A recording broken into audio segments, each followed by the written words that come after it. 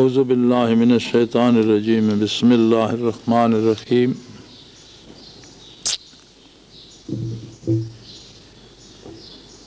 دنیا میں قتل و غارت گری، ایک دوسرے پر اپنی بڑائی جتانا، ایک دوسرے سے چیزیں چھیننا، یہ ساری باتیں، یہ ساری صورتیں وہ ہیں جن کی پیش گوئی ملائکہ نے اس وقت کی تھی جب اللہ کریم نے ملائکہ سے انسانیت کی تخلیق کا تذکرہ فرمایا۔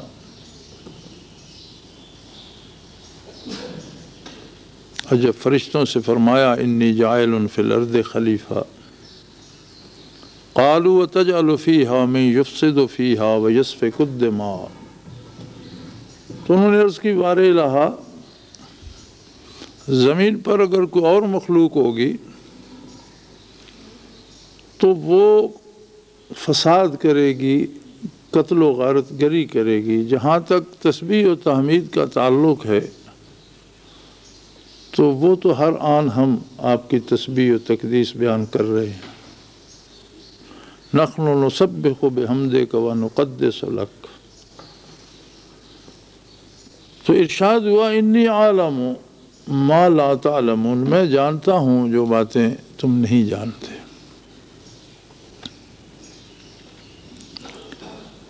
مفسرین کرام فرماتے ہیں کہ فرشتوں نے یہ پیش گوئی سابقہ تجربے کی بنا پر کی تھی کہ انسان سے پہلے جب زمین پر جنات آباد تھے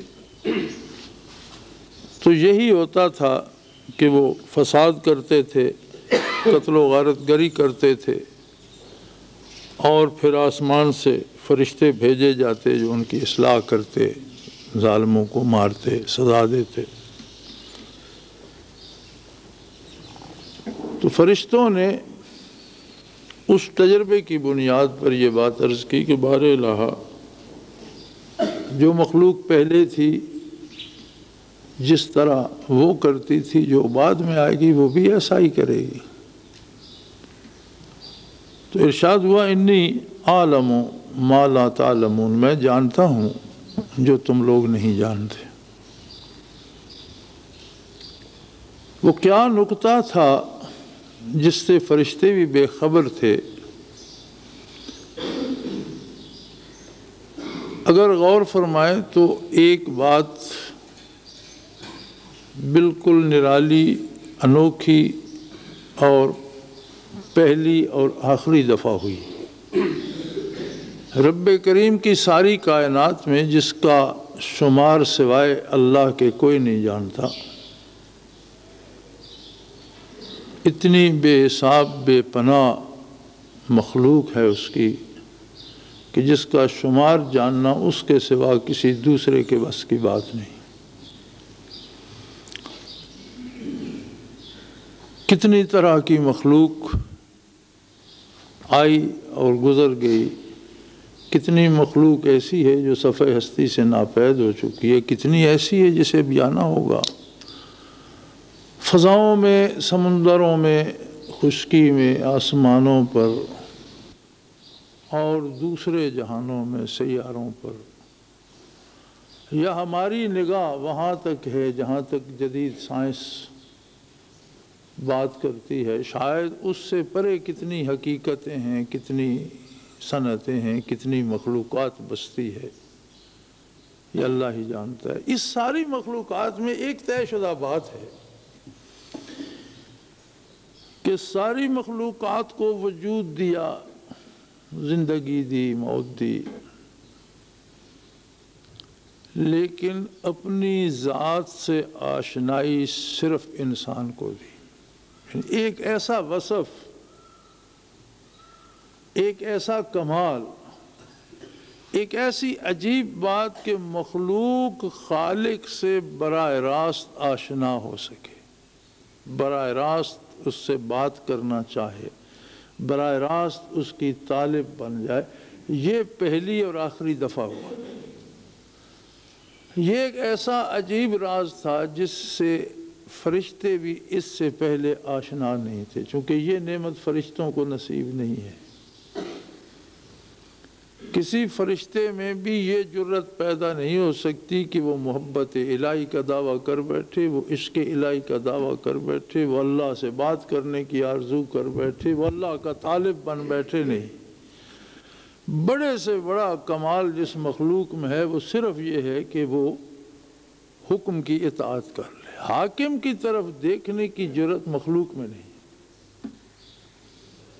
زمین و آسمانوں میں کوئی مخلوق ایسی نہ تھی جو آشنائی کا دعویٰ کرتی، اطاعت کے دعوے دار تھے، سارے فرما بردار تھے، ان کے مقابلے میں نافرمان ہوں گے۔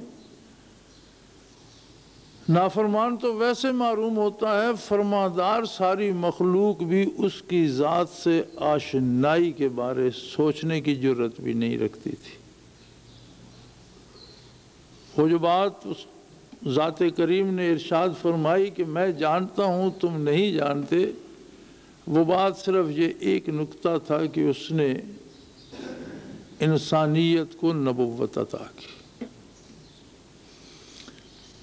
اور انسانوں کے علاوہ کسی مخلوق میں کوئی نبی نہیں ہوا۔ نبی اللہ کی وہ مخلوق ہے، اللہ کا وہ بندہ ہے خاص جو براہ راست اللہ کی ذات کو جانتا ہے، براہ راست اللہ سے مخاطب ہوتا ہے، براہ راست اللہ سے پیار کرتا ہے، براہ راست اللہ سے محبت کرتا ہے، اور براہ راست اپنے صدق دل سے اسے معبود حقیقی مانتا ہے، مطلوب و مقصود بناتا ہے۔ حدیث قدسی میں آتا ہے کہ فرمایا کنت کنزا مخفیا، میں ایک ایسا خزانہ تھا جسے میری ذات ایسا خزانہ تھی جسے کوئی نہیں جانتا تھا۔ فأحببت ان اعرف، تو میں نے چاہا کہ کوئی تو میرا جاننے والا بھی ہونا چاہیے۔ جتنی مخلوق ہے وہ میری محتاج ہے، محکوم ہے، اس کی مجبوری ہے کہ وہ میری بات مانے۔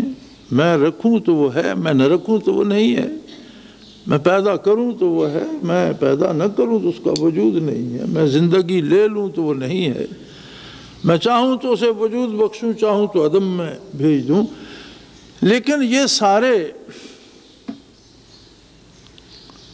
دستے قدرت کے کھلونے تو ہیں، قادر مطلق کی طرف آنکھ اٹھا کر دیکھنے کی جرت نہیں رکھتے۔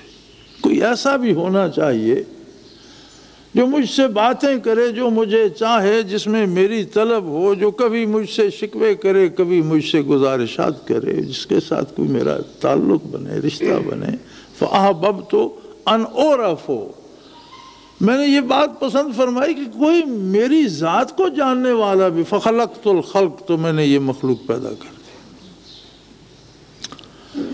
اب انسانیت کیا ہے؟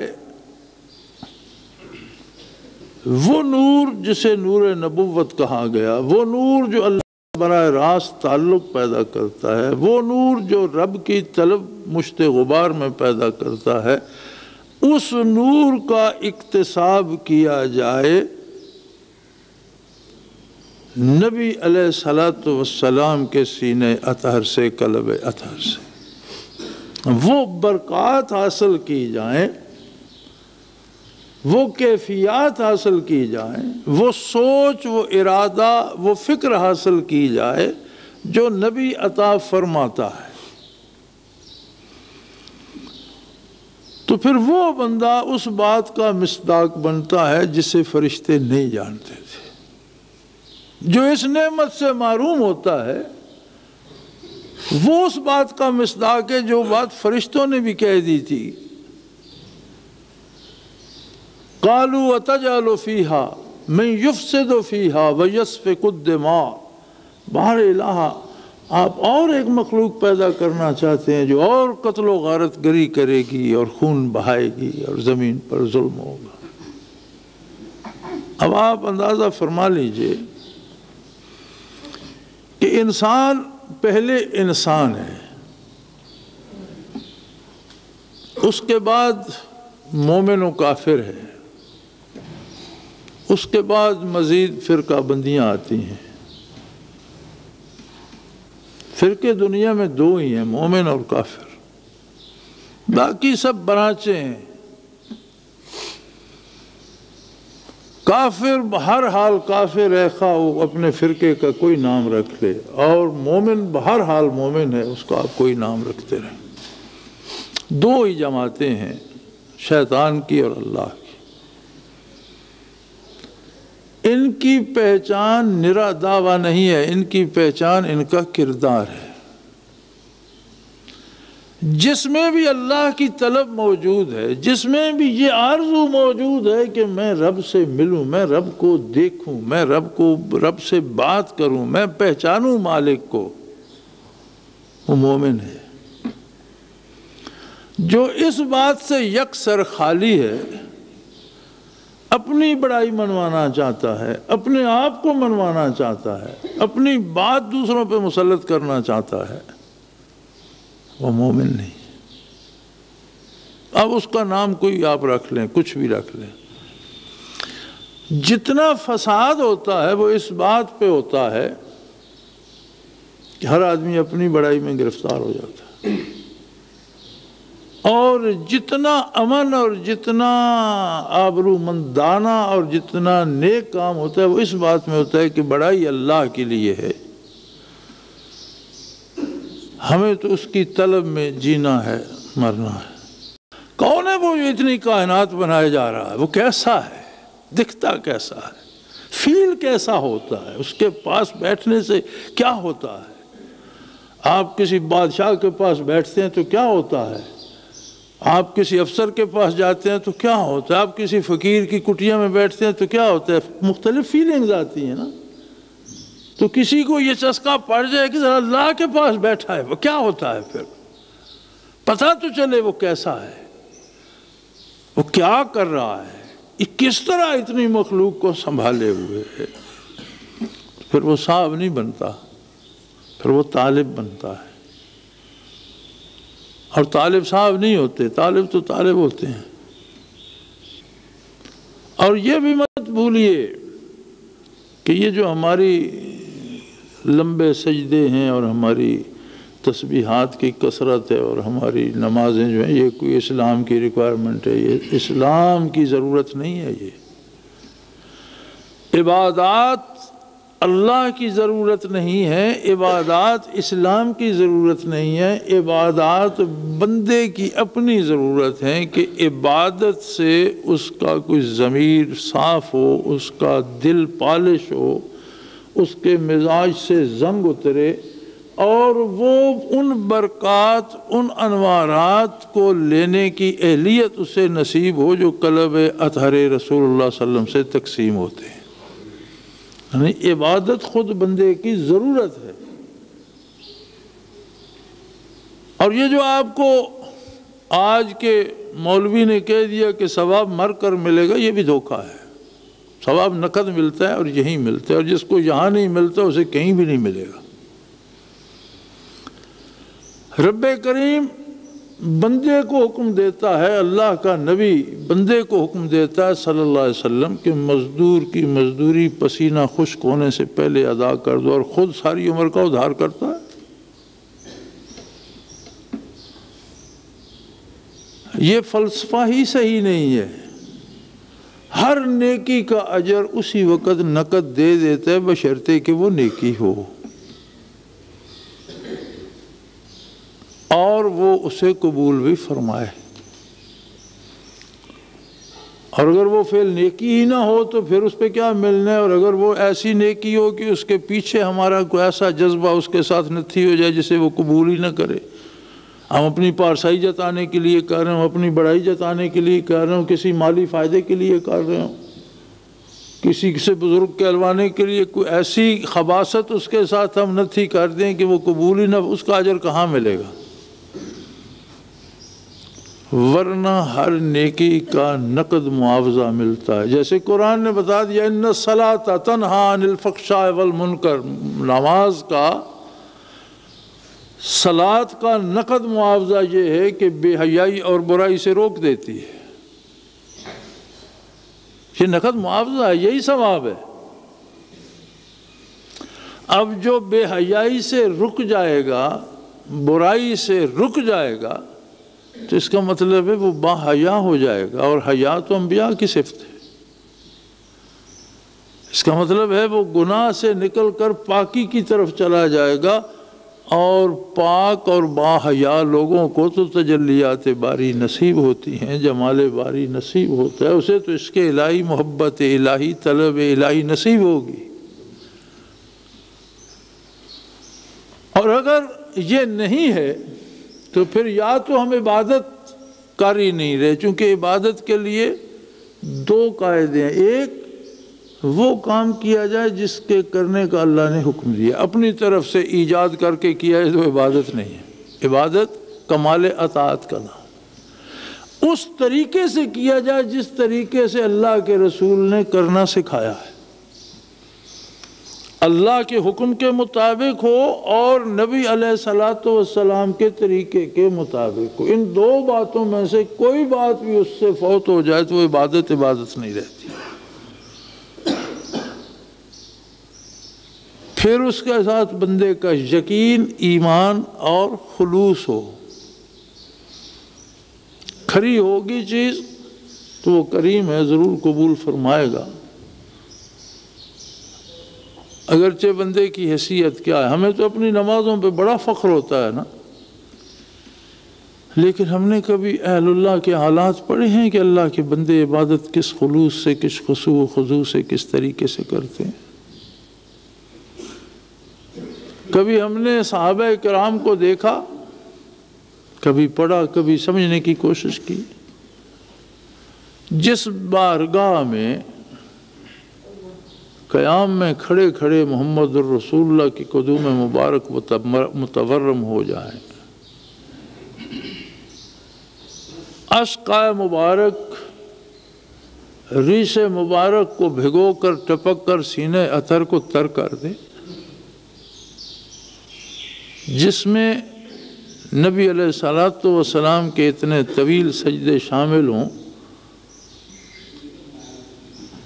کہ حضرت عائشہ صدیقہ رضی اللہ عنہا فرماتی ہیں کہ ہمیں خیال گزرتا تھا کہ حضور شاید اسی ایک سجدے میں رات گزار دیں گے۔ میری آپ کی نمازوں کی وہاں حیثیت کیا؟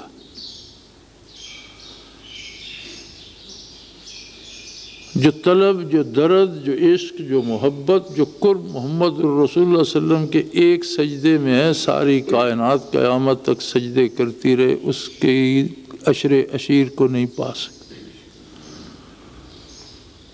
جہاں فرشتے سجدے کرنے سے لرزتے ہوں، جہاں انبیاء سجدے کر کے استغفار پڑھتے ہوں،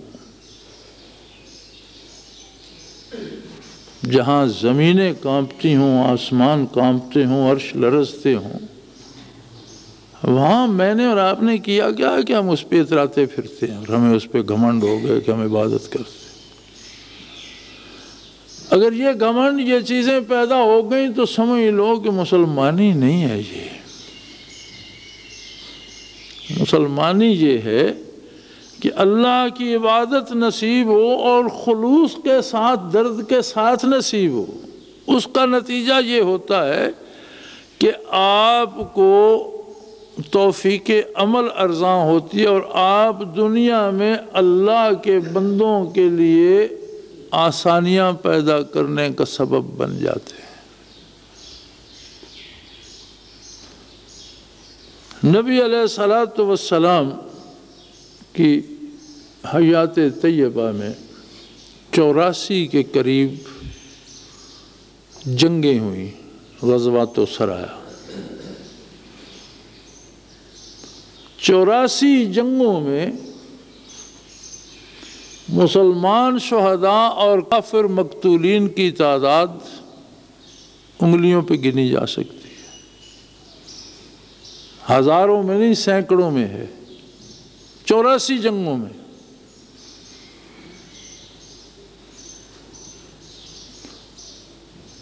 کافر کے ساتھ جنگ نہیں جہاد ہوتا تھا، اور کافروں کو قتل کرنے کے لیے نہیں ہوتا تھا، ان کو بھی برائی سے بچانے کے لیے ہوتا۔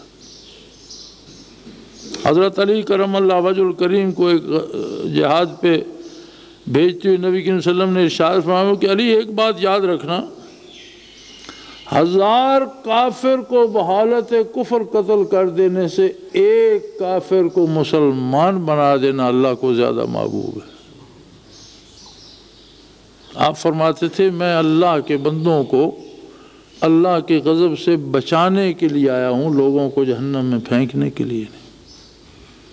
آپ نے فرمایا میری مثال ایسی ہے، ایک حدیث کا ترجمہ ہے، میری مثال ایسی ہے جیسے کسی نے جنگل میں آگ جلائی ہو اور بے شمار طرح کی مکڑ مکھیاں اس میں، وہ پروانے اس میں دھڑا دھڑ گرنا چاہتے ہیں، اور کوئی شخص بے تحاشا پکڑ پکڑ کر انہیں آگ سے بچا رہا اور دور لے جا رہا۔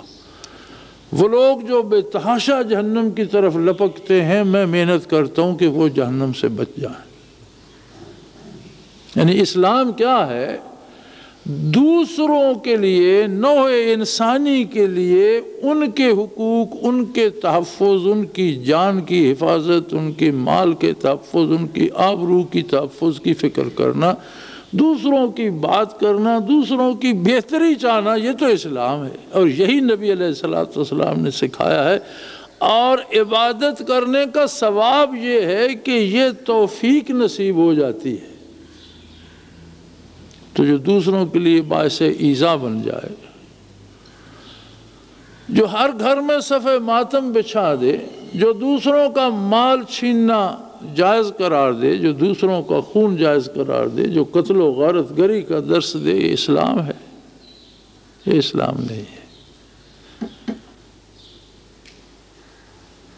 جہاں تھوڑی سی انانیت آ جائے، تھوڑی سی بڑائی آ جائے، وہاں اتنی خرابیاں پیدا ہوتی ہیں۔ جہاں ہو ہی بڑائی اور بڑائی، اور یہ سوچنا کہ میرے جیسا کوئی دوسرا نہیں ہے، میں بڑا با کمال ہوں، یہی شیطنت ہے۔ شیطان صرف اتنی سی فکر ہے، اس فکر کا نام شیطان ہے۔ عبادت جتنی شیطان نے کی شاید مخلوق میں سے کسی نے کی ہو۔ جنات میں سے تھا، اتنی محنت کی، اتنا مجاہدہ کیا کہ معلم الملکوت بنا، فرشتوں کا بھی استاد۔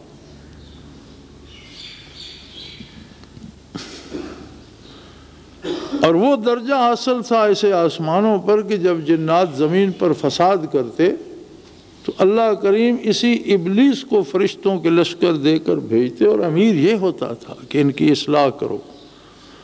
زراہ تفاخر و فوج ملک، گہے بر زمین بود گہ بر فلک، کہ بڑے فخر کے ساتھ فرشتوں کی فوجوں کی قیادت کرتا ہوا کبھی زمینوں پہ ہوتا تھا، کبھی آسمانوں۔ پھر ہوا کیا؟ شیطنت کیا در آئی؟ شیطنت یہ تھی کہ جب آدم علیہ السلام کی تخلیق کا وقت آیا تو اس نے کہا انا خیر منہ، اس سے تو میں بہتر ہوں۔ یہ تو مٹی کا پتلا بنا دیا، بار الہ تو نے، خلقتنی من نار، مجھے آگ سے بنایا۔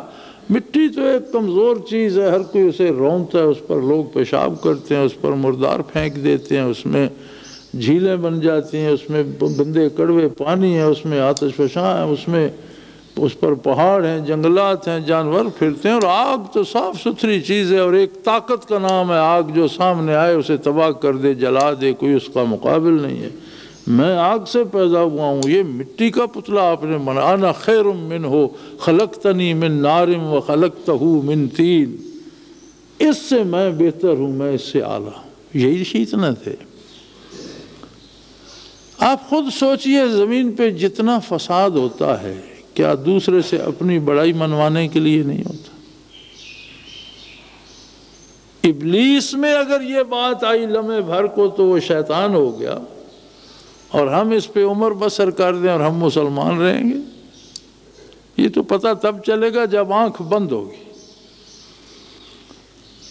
اس بات کا اندازہ تو قبر میں ہوگا، اس بات کا اندازہ تو روز حشر ہوگا کہ مسلمان کسے کہتے ہیں اور کون مسلمان ہے، اور اللہ نے یہ ساری مخلوق کن لوگوں کے لیے بنائی تھی، کن کو پیدا کرنا چاہتا تھا، اور ساتھ میں اتنے پیدا ہو گئے۔ وہ جن کے بارے اس نے فرمایا تھا انی عالم ما لا تعلمون، فرشتوں سے بھی کہا تھا کہ تم ان باتوں کو نہیں سمجھ سکتے، تمہارے میں وہ نہ وہ جذبات ہیں، نہ وہ فکر ہے، نہ وہ دماغ ہے، نہ وہ گرمی سردی ہے، نہ تم محبت سے آشنا ہو، نہ تمہیں دشمنی کی خبر ہے۔ تم تو روبوٹ ہو، میں نے بنا دیا اور جس پہ فکس کر دیا تم وہ کیے جا رہے ہو۔ مجھے تو اس مخلوق میں تو وہ مخلوق پیدا کرنے جا رہا ہوں جو اپنی پسند سے فیصلے کرے گی، اور مزہ اس وقت آئے گا کہ جب اپنا آپ ہار جائے گی لیکن میری بات نہیں ہارے گی۔ تمہارا کیا، تم تو روبوٹ ہو، تمہیں کیا پتا کہ درد کیا ہوتا ہے، تمہیں کیا پتا کہ ہجر میں بھی دکھ ہوتا ہے، تمہیں کیا پتا کہ وصال میں بھی لذت ہوتی ہے، تم تو خوشی سے بھی بے خبر ہو، غمی سے بھی آشنا نہیں، تمہیں صحت کی لذت کا احساس نہیں ہے، بیماری کے دکھ کی خبر نہیں ہے، تمہارا نہ کوئی اپنا ہے نہ کوئی بیگانہ۔ تم ان باتوں انی عالم ہو، یہ سب رموز میں جانتا ہوں، ما لا تعلمون، یہ تم نہیں جانتے، تمہیں وہ چیزیں میں نے دی نہیں ہیں، تمہیں وہ باتیں بتائی نہیں ہیں، تم کیسے جان سکتے ہو؟ میں تو ایک جیتا جاگتا سوچنے سمجھنے والا، ہنسنے رونے والا، دوستی دشمنی کرنے والا، اپنے بیگانے بنانے والا، بیگانے اپنے جاننے والا، اس کا ادراک رکھنے والا، میں تو وہ مخلوق پیدا کرنا چاہتا ہوں جس میں قوت فیصلہ ہو، بھلے برے کی تمیز ہو، پھر وہ مجھے دیکھے، وہ میرے قریب آئے، اسے مجھ سے پیار ہو جائے، محبت ہو جائے، پھر وہ مجھے چھوڑ نہ سکے، اٹھ نہ سکے، جا نہ سکے، اسے بھوک ستائے تو بھی میرے در پہ رہے، سلطنت مل جائے تو بھی میرے دروازے سے نہ اٹھے، اسے زندگی مل جائے تو بھی میرے لیے جیے، اسے گردن کٹانی پڑے تو میرے نام پہ کٹا دے، سمجھوتے نہ کرے، خواہشات کا اسیر نہ ہو۔ وہ بدر میں ہو یا احد میں، وہ قادسیہ میں ہو یا کربلا میں، پتہ چلتا رہے کہ یہ بندہ کیا چاہتا ہے، یہ کس سمت جانا چاہتا ہے، اس کی آرزو کیا ہے، جو خریدی نہ جا سکے، جسے کوئی دبدبہ کوئی روب ختم نہ کر سکے، ان کے لیے بنا رہا۔ اور یہ باقی جو مخلوق فالتو ہے، شیطان نے کہا بار الہ مجھے تو نے رد تو کر دیا، لیکن میں تیرے ان بندوں کو ایسا گھیروں گا کہ آگے سے پیچھے سے دائیں سے بائیں سے ہر طرف سے میں انہیں گھیر لوں گا، یہ میری بات مانیں گے، آپ کی بات یہ نہیں مانیں گے۔ فرمایا میں نے جہنم پہلے سے بنا دی ہے، بندے بعد میں بنا رہا ہوں، جو تیرے ساتھ تیری بات مانیں گے انہیں بھی اور تجھے بھی میں نے تمہارے رہنے کی جگہ بنا دی ہے، جہنم میں ڈالوں گا، لیکن میری بات بھی سن لے، ان عبادی لیس لک علیہم من سلطان، جو میرے ہو جائیں گے ان پر تیرا بس نہیں چلے، تو بھی سن لے، میں تجھے نہیں روکوں گا، میں تجھے زندگی دوں گا، مہلت دوں گا، جا تو جب تک قیامت قائم نہیں ہوتی تب تک دنیا میں رہے، زندہ رہے، تو تیری اولاد تیرے ماننے والے سارے مل کر زور لگا لو، ان عبادی، یہ یقینی بات ہے جو میرے ہو جائیں گے، لیس لک علیہم من سلطان، تیرا ان پر بس نہیں چلے گا۔ یہ جو عبادی والے لوگ ہیں ان کے لیے دنیا بنی، ان کے لیے آخرت بنی۔ باقی تو اگر جانتے ہوتے تو اے کاش پیدا ہی نہ کیے گئے ہوتے۔ پیدا ہو کر دنیا میں رہ کر جہنم میں جانا اتنا آسان نہیں۔ جہنم کے بارے سوچنا دشوار ہے۔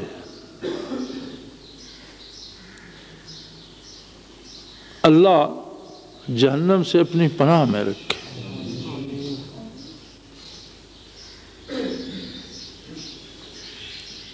سو میرے بھائی، اسلام یہ ہے کہ بندہ دوسروں کی سلامتی کا سبب بن جائے، دوسروں کے حقوق ان کو دلوانے کا سبب بن جائے، دوسروں میں زندگی بانٹنے کا سبب بن جائے، دوسروں کے لیے دکھ پیدا کرنا، دوسروں کو قتل کرنا، دوسروں کو لوٹنا، دوسروں کے لیے مصائب اور تکالیف پیدا کرنا، یہ اسلام نہیں ہے۔ نام تو ہم سب مسلمانوں جیسے رکھتے ہیں، اور ہر بندہ اپنے نام میں اکثر نبی علیہ الصلوۃ والسلام کا نام نامی شمار کر لیتا ہے، یا اللہ کا کوئی صفاتی نام اختیار کر لیتا ہے۔ نام سے یہ دعوے سے کیا ہوگا؟ بات کردار کی ہے، فکر کی ہے، سوچ کی ہے، شعور کی ہے۔ تو میرے بھائی اپنے آپ کو تلاش کرو، اپنے آپ کو ڈھونڈو۔ جب تک احساس و شعور زندہ نہ ہوں، یہ چھوٹے چھوٹے حادثات بات کو بڑے دور تک لے جاتے ہیں۔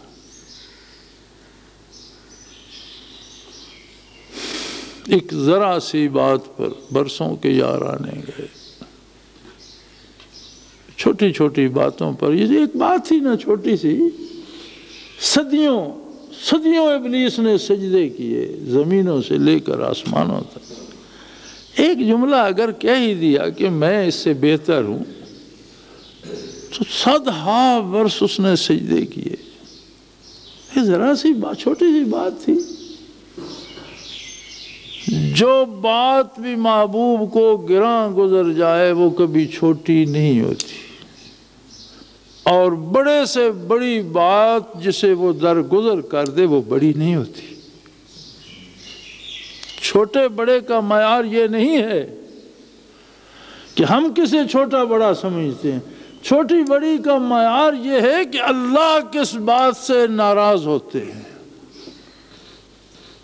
اور سب سے بڑی بات جو اللہ کو ناپسند ہے وہ یہ ہے کہ اس کی مخلوق کے لیے مشکلات پیدا کی جائے۔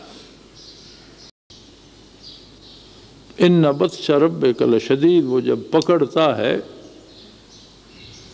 تو اس کی گرفت بڑی سخت ہوتی ہے۔ بڑے بڑوں کی چیخیں نکال، یہ تو کیا ہے، وہ تو فرعون کی باں نکل گئی تھی، ان کی تو حیثیت کیا ہے۔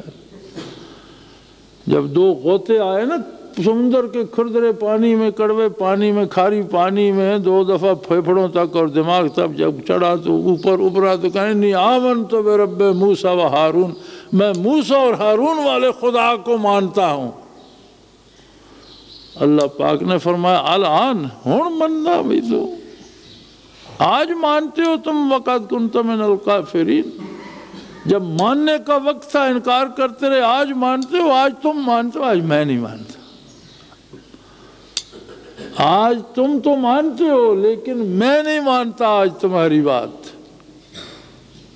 اور فرمایا صرف یہ نہیں کہ تم غرق ہوگے، میں تمہیں غرق بھی کروں گا، اور میں تمہیں نکال کر قیامت تک کے لیے مخلوق کے لیے نشانی کے طور پر رکھ دوں گا کہ فرعونوں کا انجام یہ ہوتا ہے۔ ابھی تک قاہرہ کے عجائب گھر میں پڑا ہوا ہے مردود۔ لیکن حیرت کی بات یہ ہے کہ اس کے باوجود لوگوں کو فرعون بننے میں مزہ آتا ہے۔ اس طرف کیوں نہیں آتے؟ شاید اس لیے کہ نہ انہوں نے دل کی آنکھیں خریدی، نہ انہوں نے دل روشن کیے، نہ انہوں نے دیوار کے پیچھے جھانکنے کی جرت کی۔ نہ انہوں نے اللہ کو پہچاننے کا تکلف کیا، یہ نبی علیہ الصلوۃ والسلام کو ہی نہ پہچان سکے۔ فما ينظرون الیک وهم لا یبصرون، میرے حبیب یہ مکے کے کافر جو ہیں آپ کی طرف نگاہیں تو گھماتے ہیں، نظریں تو ڈالتے ہیں، ینظرون الیک، آپ پر نگاہیں ڈالتے ہیں، وهم لا یبصرون، آپ کو نہیں دیکھ سکتے۔ انہیں ایک مکے کا قریشی نظر آتا ہے، اپنا بھائی بھتیجا نظر آتا ہے، انہیں وہ بات جو آپ میں ہے، وہ درد جو میں نے آپ کے قلب اطہر میں ڈالا ہے، وہ نور نبوت جس سے آپ سرفراز ہیں، وہ قرب الہی جس پر آپ فائز ہیں، وہ ختم رسالت جو آپ کا منصب جلیلہ ہے، وہ ان بدبختوں کو نظر ہی نہیں آتا۔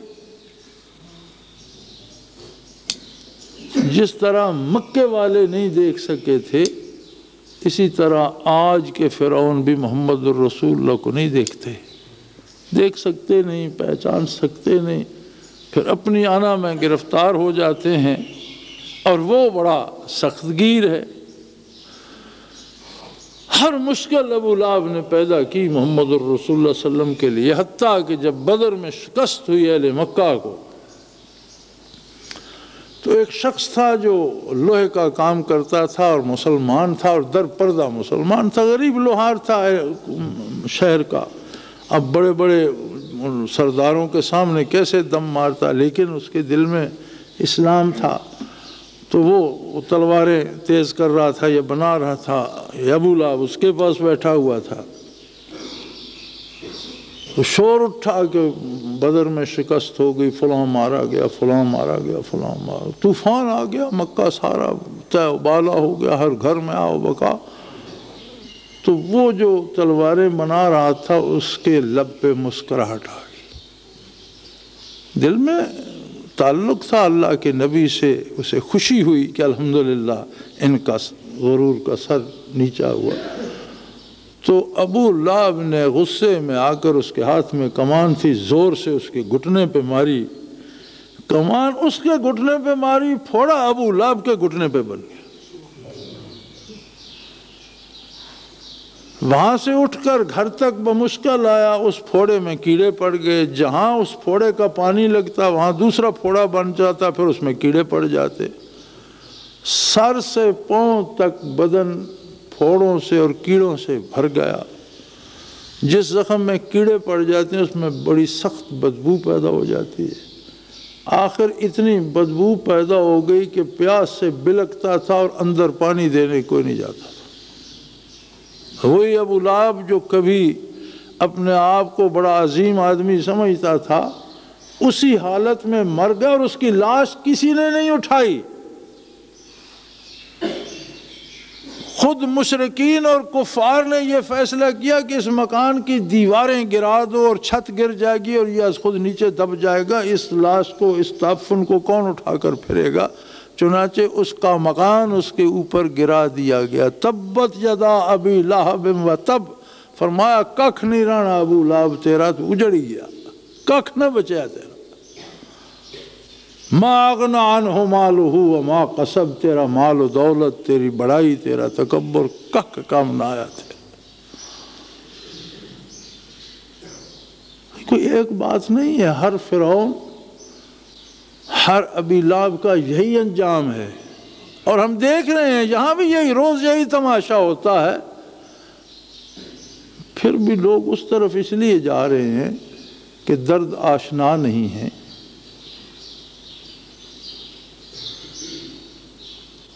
طلب نہیں ہے، عشق نہیں ہے، محبت نہیں ہے، اپنے آپ کو بڑا بنانا چاہتے ہیں، اپنے آپ ہی کو بڑا شیطان نے بنانا چاہا، اپنے آپ اپنی خود ستائی میں گرفتار ابو لہب کا یہ حشر ہوا، اپنی بڑائی میں گرفتار فرعون کا یہ حشر ہوا۔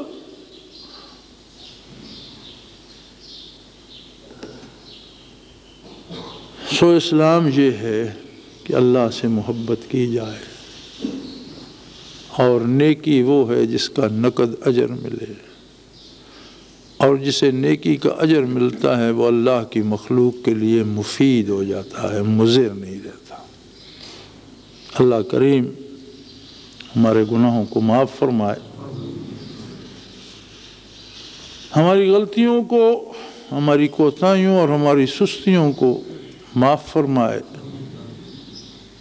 اور ہمیں توفیق دے کہ ہم اس کے طلب کی آرزو کر سکیں، اس کے پاس بیٹھ سکیں، اس سے باتیں کرنا چاہیں، اسے دیکھنا چاہیں، اس سے ملنا چاہیں۔ اگر یہ طلب پیدا ہو جائے تو اللہ کا طالب اللہ کی مخلوق کے لیے بھی باعث رحمت بن جاتا ہے۔ آخر دعوانا الحمدللہ رب